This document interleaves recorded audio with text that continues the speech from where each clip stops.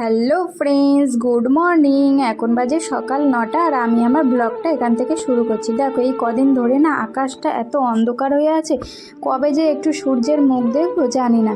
তো দেখো, আমি রান্নাঘরে চলে এসেছি। এসে বাসনগুলোকে সকালে যে বাসনগুলো মেজেছিলাম সেগুলো তুলে নিয়ে আগে না ভাতটাই বসিয়ে দিই।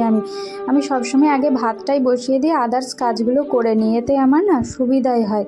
তো দেখো, আমি ভাত বসিয়ে নিয়েছি, নিয়ে তারপরে দেখো সবজিগুলোকে কাটতে লেগে গেছি।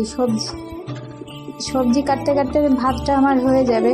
সবজি কেটে নিয়েছি, নিয়ে দেখো মশলাটাকে করে মিক্সিতে বেটে নিয়েছি। তারপরে দেখো সবজির খোলাগুলোকে তুলে নিচ্ছে। আর তোমাদের দাদা দেখো 3-4টে না কচুর ফুল এনেছিল।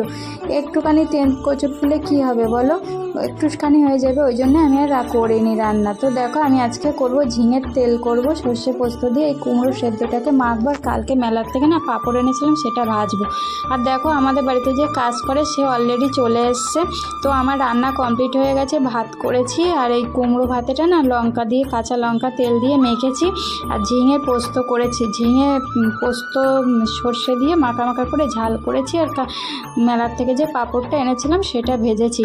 তারপরে দেখো, আমাদের খাওয়া কমপ্লিট হয়ে গেছিলো। সকালবেলা বাসনগুলোকে মেজে নিয়েছি, নিয়ে আমি যেখানে রান্না করি না ওভেনটার সামনের ওয়ালটা পরিষ্কার করে মুছে নিয়েছি। ওভেনটাকেও ভালো করে মুছে নিয়েছি।